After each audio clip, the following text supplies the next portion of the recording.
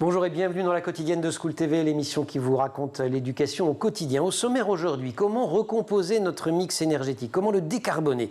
La question, elle se pose au gouvernement dans le monde entier. Eh bien, la Cité de l'économie la propose, elle, aux enfants et aux adolescents. Ils y réfléchissent là de façon à la fois ludique et savante. Et on va en parler avec l'invité du Grand Oral, Nicolas Mangeot.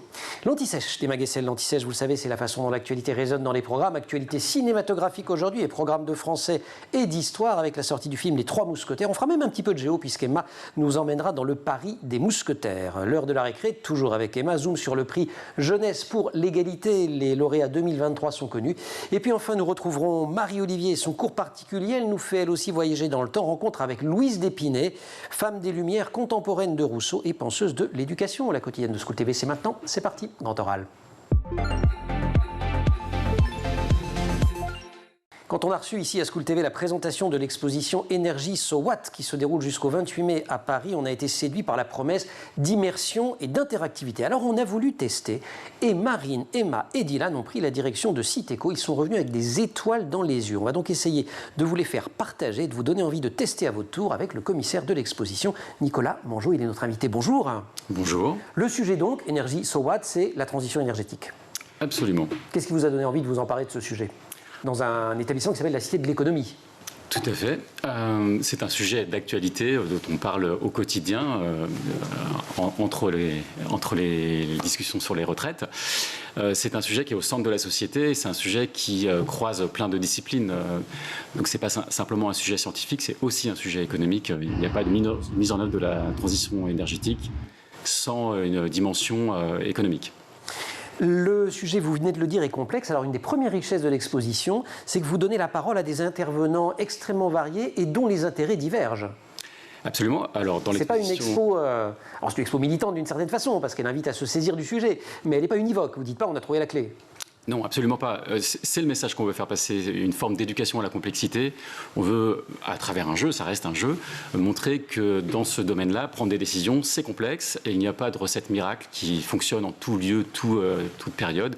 Même sur le territoire national, il y a des spécificités particulières sur chaque partie du territoire. Par exemple, si vous êtes en bord de mer, vous pourrez plus facilement déployer des éoliennes, par exemple marines, qui commencent à arriver en France. La première a été inaugurée l'année dernière à Saint-Nazaire. Donc, si vous êtes en montagne, vous aurez des barrages hydroélectriques, par exemple. Enfin, vous voyez, vous avez dans votre mix différentes palettes de solutions. Voilà. Et si vous êtes dans une région, dans les terres, et que vous voulez mettre des éoliennes partout, vous pouvez vous retrouver avec des électeurs pas d'accord ou pas contents. Et ça complique beaucoup les choses. Le visiteur, pour prendre ses marques, il est accueilli par une vidéo pédagogique. Oui, pour prendre des décisions politiques, on a besoin d'un minimum de base, de formation. Donc, dans cette première salle, un peu salle de briefing, on est accueilli par le célèbre Jamie Gourmaud, épicurieux aujourd'hui, anciennement C'est pas sorcier, qui présente la problématique à sa manière très engagée et introduit le jeu qui va suivre. Donc ça, c'est le début. Hein, si vous y allez avec vos enfants, ou si vous y allez avec vos élèves, on arrive dans cette pièce, il y a la vidéo, on a Jamie qui nous raconte. Après. Alors dans cette première salle, Jamie fait une synthèse et nous on fait des focus dans cette première salle pour apporter cette culture scientifique qui est nécessaire pour comprendre ces enjeux, pour pouvoir les appréhender, prendre des décisions. Par exemple, pouvoir faire la différence entre puissance et énergie. C'est deux choses différentes. La puissance s'exprime en watts, l'énergie s'exprime en kilowattheure. Donc la puissance, c'est un potentiel d'un appareil, par exemple du quotidien ou d'une unité. C'est ce qu'on a sur nos ampoules, sur tous les matériaux, tout ce qui est électrique à la maison, on voit, il y a des watts. Oui, tout à fait. Et l'énergie, c'est l'utilisation que vous allez faire de cet appareil, l'usage que vous allez faire de cet appareil. Par exemple, un lave-linge fait à peu près 2000 watts. Votre ordinateur portable, ce sera plutôt de maison 200 watts, donc c'est 10 fois moins. Mais l'usage sera beaucoup plus important. Donc à la fin de l'année, vous aurez consommé plus d'énergie, probablement en utilisant un ordinateur à 200 watts qu'un lave-linge à 2000. Tout dépend bien sûr de l'usage, si vous avez une grosse famille. Une famille nombreuse, qu'on est un peu obsédé par le linge propre ou que sais-je. Vous proposez aussi des animations qui permettent de produire des images à partir de l'intelligence artificielle. C'est très à la mode, ça d'ailleurs. Alors, c'est plutôt, on affiche dans cette exposition des tableaux, alors il faudrait y mettre des guillemets, qui ont été produits par une intelligence artificielle. Alors, on a réfléchi à ça bien avant qu'on parte au quotidien de ChatGPT. C'est une intelligence artificielle du type Midjourney qui s'appelle Stable Diffusion. C'est une intelligence artificielle qu'on a qu'on interroge avec du texte et qui produit des images. Et ce travail a été fait par un chercheur franco-australien qui travaille sur le photovoltaïque et qui a voulu, sur un réseau social, produire ces images pour vulgariser sa recherche. Et donc j'ai pris contact avec lui et on expose 5 tableaux qui sont faits à la manière de grands peintres, Fernand Léger, Van Gogh, etc. Il y a Munch, je ne sais plus, non Liechtenstein, ah oui, Liechtenstein, j'ai vu. Ce à quoi je voulais arriver là-dessus, c'est pourquoi c'est important pour vous, on va parler de votre parcours après, c'est une exposition à caractère scientifique, de mettre de l'art. Ça permet de faire un pas de côté, de questionner la problématique différemment, puisque quand on voit ces tableaux qui mettent en scène des éléments emblématiques de la transition énergétique, des panneaux solaires, des éoliennes, etc., on peut se dire, mais comment ces peintres-là, s'ils avaient vécu à notre époque, auraient représenté le paysage. Ouais. Donc c'est une manière aussi de questionner ce qu'on appelle l'acceptabilité sociale des énergies renouvelables, puisqu'en général, les gens sont plutôt favorables au déploiement d'éoliennes, par exemple, mais plutôt dans le jardin du voisin, pas dans le sien. Ouais. Ou dans le champ de vision du voisin, plutôt que dans son propre champ de vision, avec c'est beau, c'est moche, qui est un débat, au fond, impossible à trancher. Peut-être que le mettre dans les œuvres d'art, ça fait changer le regard. Visite à la fois guidée et autonome, on va en parler dans quelques minutes, si vous voulez bien, parce que je crois que c'est la clé aussi de ce que vous souhaitez faire avec vos visiteurs et vos visiteuses. Énergie So What, c'est donc jusqu'au 28 mai à Citeco et on retrouve Nicolas Mangeot après l'Anti-Sèche. Emma Guessel. On se bat. Bonjour. Bonjour Emma. La clé est au cinéma aujourd'hui, puisque depuis une dizaine de jours, on peut voir le film de Martin Bourboulon, Les Trois Mousquetaires, d'où le... C'était par hasard. Vous êtes enfin allé le voir, vous avez un petit peu tardé, pourtant il y a des comédiens que vous aimez bien. Bah oui, Vincent Cassel, François Civil, comment peut-on ne pas les aimer? Et alors, et Pio Marmaille Oui, alors j'adore Pio Marmaille. Oui, et très bon Duris. Et les comédiennes qui sont formidables aussi. Absolument.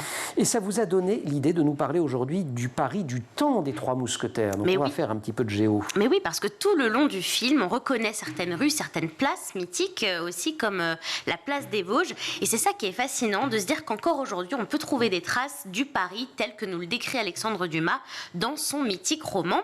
Alors c'est parti, début de la visite, là où tout commence. D'Artagnan arrive à Paris de sa Gascogne natale et il va à la rencontre du comte de Tréville, capitaine des mousquetaires, à son hôtel particulier. Et là, j'ai pas reconnu, ça nous amène à Saint-Germain-des-Prés, c'est ça, rue du Vieux-Colombier. Exactement, et dans le film, on voit cet endroit fidèle à ce que décrit Dumas dans son roman. Une fois qu'on avait franchi la porte massive, chevillée de longs clous à la tête quadrangulaire, on tombait au milieu d'une troupe de gens d'épée qui se croisaient dans la cour. Comprenez, plein de mousquetaires qui discutent, qui s'entraînent au combat et qui manient l'épée. Et ce n'est pas un hasard si Dumas situe le QG des mousquetaires dans ce quartier-là, celui de Saint-Germain-des-Prés que vous évoquez, parce que c'est le quartier qui domine toute la partie du roman qui se déroule à Paris. Athos, Porthos et Aramis y habitent et D'Artagnan s'y installe aussi. Ils habitent tous à côté. Porthos habite un très bel appartement rue du Vieux-Colombier également. Aramis habite au numéro 25 de la rue de Vaugirard.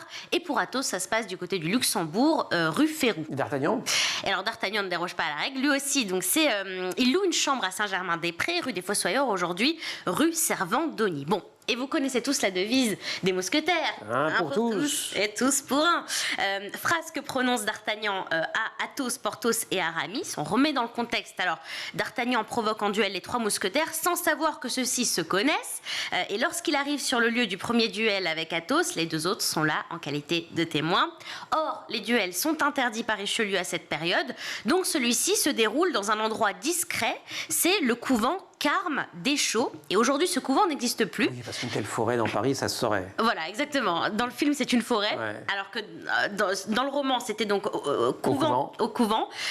Il n'existe plus ce couvent, mais il en reste quand même des traces. Il y a l'église Saint-Joseph des Carmes, située à l'intérieur de l'Institut catholique de Paris, rue de Vaugirard aussi. Éric Ruff, on n'a pas cité, qui joue le rôle de Richelieu, formidable. Un pour tous, tous pour un, devise donc de ces quatre amis. Comment en arrive-t-il à s'allier ensemble si D'Artagnan commence par les provoquer en duel ? Mais parce que les troupes du cardinal Richelieu les ont suivis et D'Artagnan et ses amis s'allient pour se défendre. Et c'est à l'issue de ce combat qu'il remporte que D'Artagnan lance cette devise à Athos, Porthos et Aramis. Devise qui a été déformée d'ailleurs, parce que dans le roman, c'est tous pour un pour tous. Et aujourd'hui, on inverse. On dit un pour tous, tous pour un. Ça en dit très long sur l'état de notre société.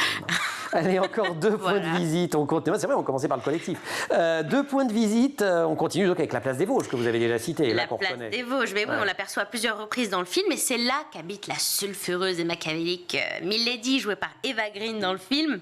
À l'époque, cette place s'appelle la place royale, ce qui me permet de faire une habile transition, puisqu'on parle de royal, et le roi Louis XIII et sa cour constituent le cœur de l'intrigue des Trois Mousquetaires, et ça se passe bien sûr au Louvre, puisque Louis XIII y habitait avec sa femme Anne d'Autriche, et d'ailleurs beaucoup de scènes du film ont été tournées dans la cour carrée du musée du Louvre. Voilà pour cette petite visite. Génial, hein, donc on peut aller voir le film et ensuite faire une petite visite à Paris. Génial. Sympa, non? Merci beaucoup, Emma. Merci à vous. C'est presque dit d'une récré ce que vous venez de nous proposer, mais la récré c'est dans quelques minutes. Ah oui. On se retrouve. Ouais. Nicolas Mangeot, Grand Oral. Il y a quelques jours, plusieurs élèves de première STMG ont relevé le défi de la transition énergétique qui est proposé par Citeco en participant à l'exposition Énergie So What. Alors, se sent-ils concernés? Réponse en images. C'est quelque chose quand même qui nous concerne et enfin, on doit quand même s'en préoccuper au moins un minimum. En vrai, avant, je m'étais pas vachement intéressé avant la STMG. C'est bien ce qui se passe, mais je sais pas faire attention. En fait, il y a la crise économique et écologique, mais en fait, les deux sont un peu liés maintenant, du coup. Vu qu'on est jeune, ça nous touche encore plus, vu que nous, on va encore vivre longtemps. On voit bien qu'on est dépendant des autres et que en fait, c'est un problème qui est commun. Non seulement il y a un lien avec les programmes scolaires, et c'est ça qui est intéressant, il y a un lien avec l'actualité, et je trouve que c'est bien fait parce que c'est clair. Ça rend le truc ludique. C'est attractif, il y a des choses à faire, c'est pas juste une visite où on nous parle comme ça. Déjà sur tablette comme ça et on peut rajouter, enfin on dirait un peu ce qu'on veut, un jeu vidéo et c'est sympa. S'ils font pas le lien aujourd'hui, ils vont le faire demain, et c'est aussi ça qui est intéressant. Et l'enseignement, c'est aussi ça, c'est-à-dire leur développer l'esprit critique, et ce genre de visite permet de se dire, bon, allez, ok, maintenant je vais écouter différemment ce qu'on va me dire. Merci aux élèves et aux professeurs de l'ensemble scolaire Assomption Sainte-Clotilde à Bordeaux qui ont accepté de répondre devant les caméras. Merci aussi à nos journalistes, Emma Frary et Dylan Coller pour ces images. Ils ont tout compris?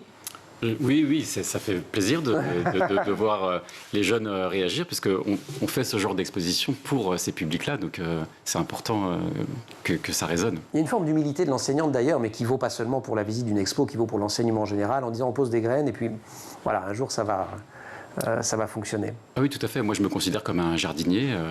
On sème des graines et parfois on arrose aussi celles semées par d'autres. Et c'est important de considérer ça comme un écosystème, des croisements de champs culturels. L'école, le non scolaire, le scientifique, le littéraire, tout se croise, l'artistique. Donc voilà, je trouve ça assez intéressant. Le principe de la visite, on le disait, c'est qu'on est amené donc à agir, à prendre un certain nombre de décisions. Il y a par exemple un atelier où vous nous proposez de bâtir de notre propre mix énergétique. On va peut-être rappeler ce que c'est que le mix énergétique et puis dire les enjeux de ce cocktail.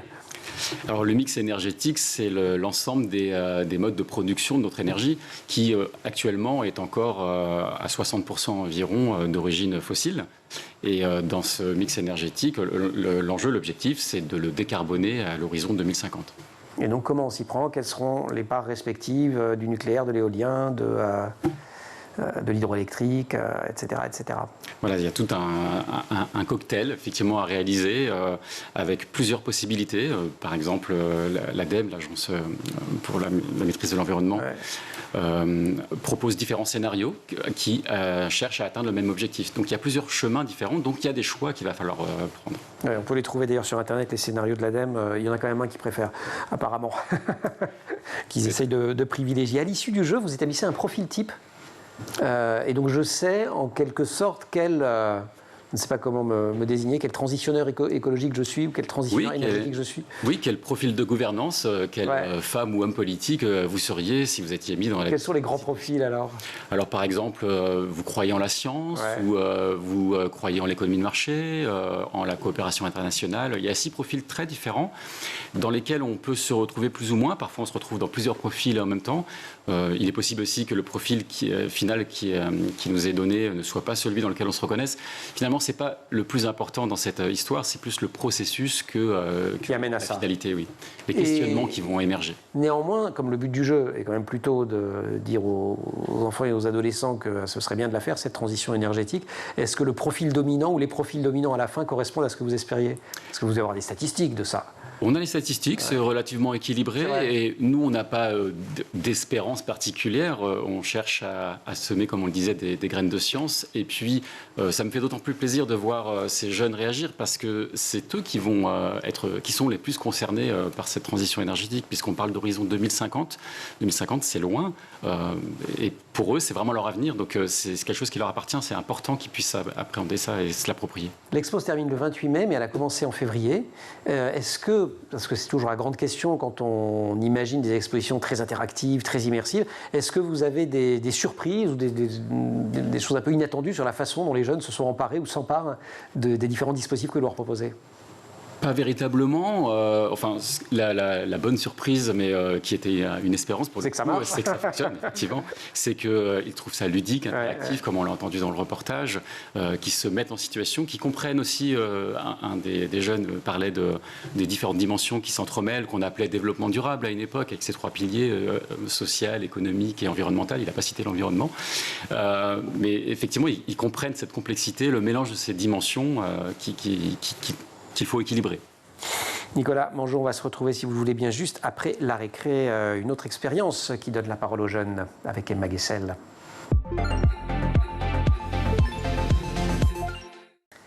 Emma, rebonjour. Rebonjour Emmanuel. Et dans cette heure de la récré, vous nous parlez d'un prix, le prix de la jeunesse pour l'égalité, avec les nouveaux lauréats en 2023. Mais oui, puisque la remise des prix a eu lieu il y a quelques jours. Alors ce prix, qu'est-ce que c'est? Il a été créé en fait par l'Observatoire des inégalités en 2012 et le but, c'est de sensibiliser les jeunes aux inégalités donc et aux discriminations. 10e édition cette année, combien de participants? 3500 et c'est un record.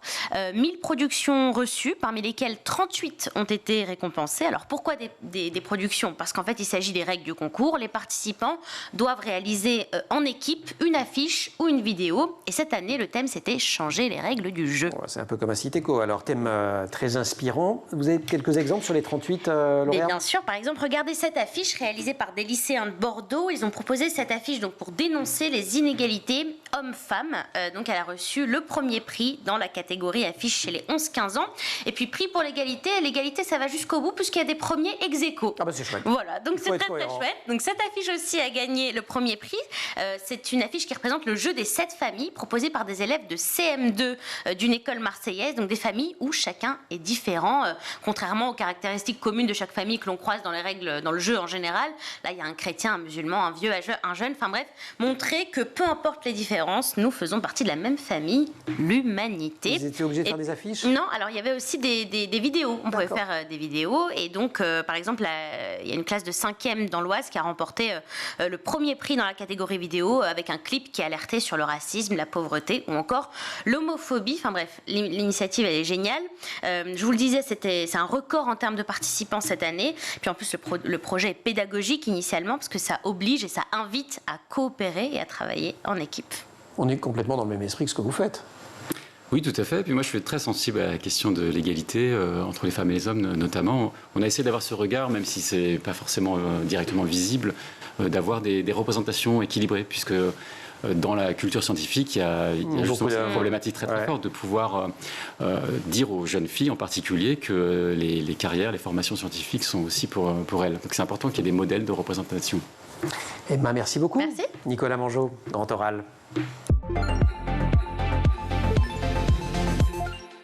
Nicolas Mangeot, donc commissaire de cette exposition Énergie So What, WA2T, la nouvelle exposition interactive de Citéco, c'est jusqu'à fin mai à Paris. Les expos interactives de la culture scientifique, vous êtes tombé dans la marmite quand vous étiez enfant. En fait, il y a eu un Nicolas Mangeot quand vous étiez petit qui faisait des belles expos et ça vous a donné envie de faire comme lui. Oui, tout à fait. D'ailleurs, c'était peut-être une commissaire.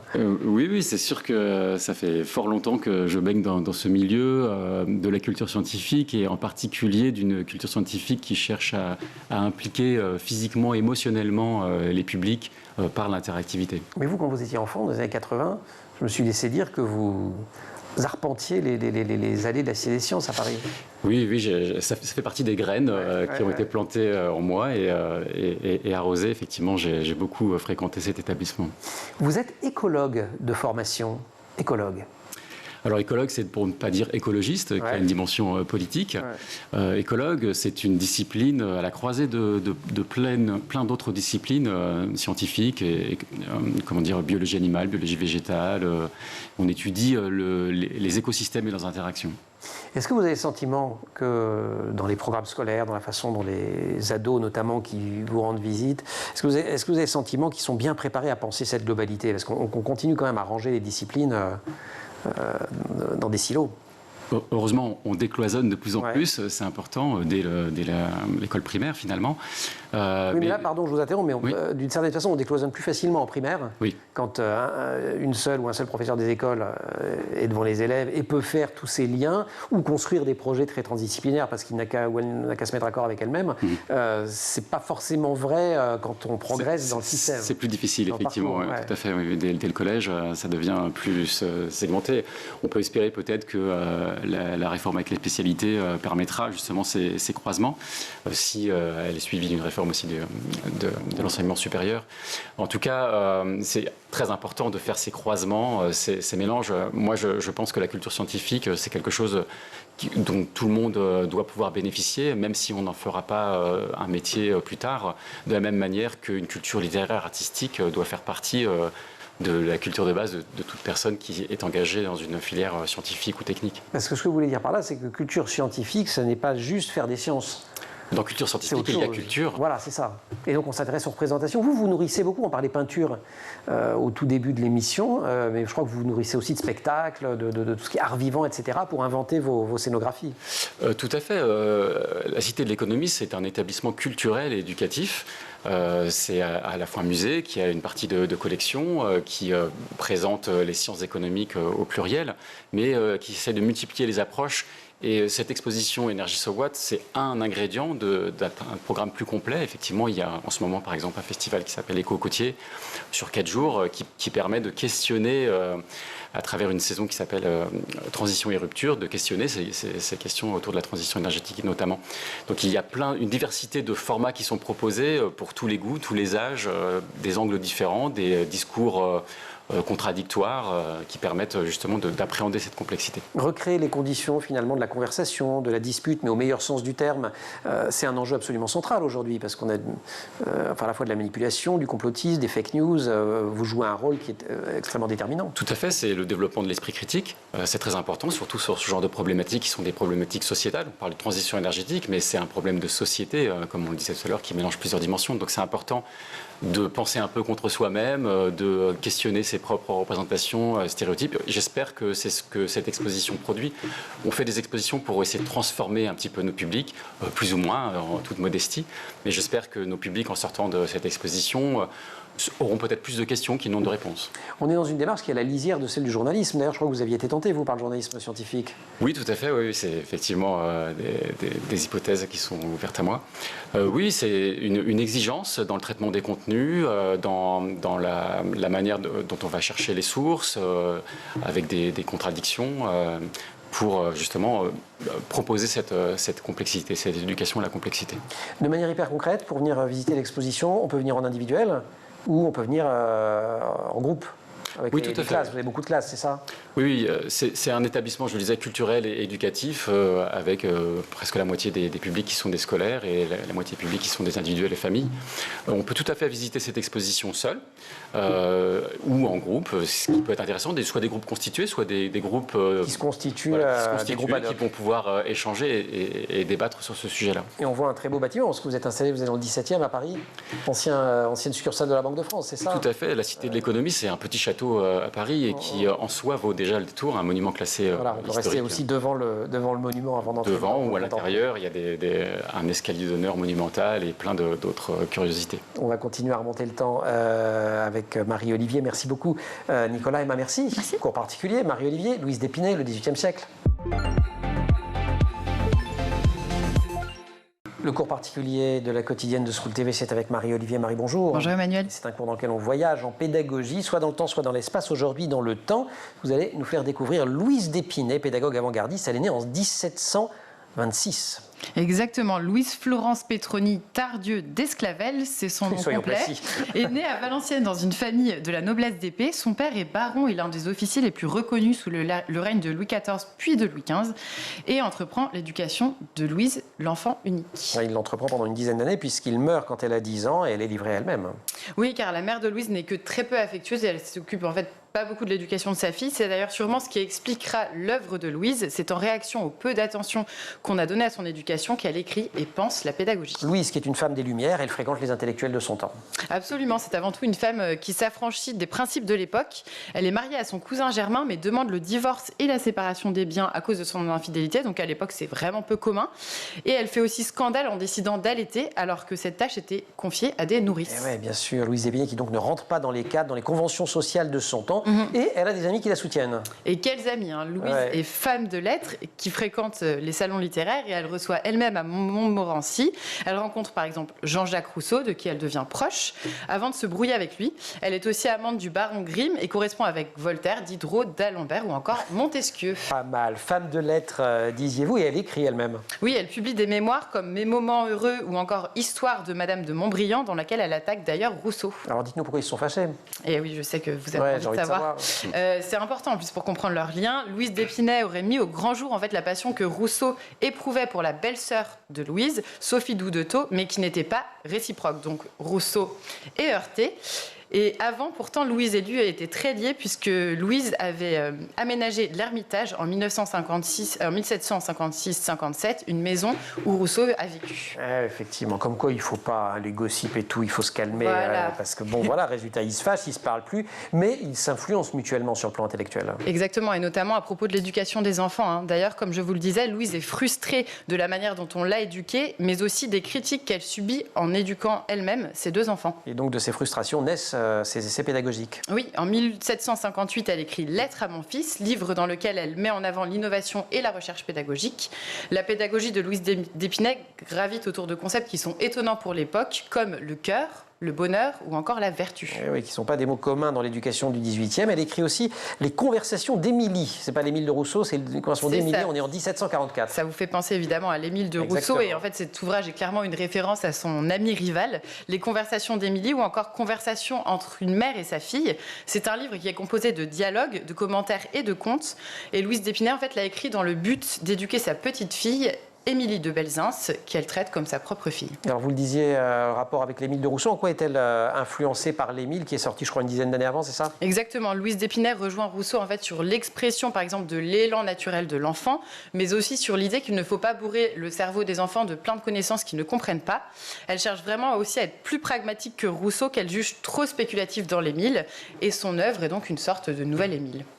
Émile. Émilie est le nouveau Émile, ou la nouvelle Émile. Elle est récompensée pour la publication de cet ouvrage d'ailleurs. Oui, c'est l'un de ses livres les plus connus et la seconde édition a reçu un prix de l'Académie française en 1783. Et au-delà de ces belles récompenses, son livre détonne et étonne. Il souhaite, selon les mots de l'autrice, jeter les fondements permanents et solides pour une éducation générale et raisonnée. Et il s'adresse, fait rare pour l'époque, à une jeune fille. Merci beaucoup, Louise d'Épinay. Vous connaissiez? Non, pas du tout. Et voilà, quand on dit que les femmes, vous disiez que l'égalité homme-femme, mais c'est vrai, et les rôles modèles, les exemples, ils ont quand même été pas mal effacés dans l'histoire de la pédagogie. Merci beaucoup, Marie. Merci, Nicolas, de nous avoir rendu visite sur le plateau de la Quotidienne. J'espère qu'on a su faire partager l'enthousiasme qui a été celui de l'équipe de la Quotidienne quand ils ont visité votre expo. Elle se termine le 28 mai. Ça se passe à Citéco, c'est à Paris, dans le 17e arrondissement. Le titre, c'est Énergie, So What. Et après le 28 mai, vous faites quoi? Vous partez en vacances? Non, malheureusement, pas tout de suite. On prépare la suite. Et la suite, je crois que c'est une expo extrêmement prometteuse encore. Une exposition sur Astérix et l'économie. Il y aura des sesterces et des... Oui, probablement, puisque ça fait partie aussi de la collection numismatique de la Cité de l'économie, de la Banque de France. Super. Eh bien, écoutez, rendez-vous jusqu'au 28 mai pour visiter Énergie 100 watts et puis vous vous préparez et vous révisez l'économie dans Astérix pour le mois d'octobre. Marie, merci beaucoup. Merci beaucoup aussi à toute l'équipe de La Quotidienne, à Laure Audemont pour le maquillage, à Marine Plantec et Emma Frari pour la préparation de l'émission, et puis au son Maxence Mougin et à la réalisation Xavier Sanchez. Vous restez sur School TV, vous nous retrouvez nous en permanence sur Internet et sur les réseaux sociaux.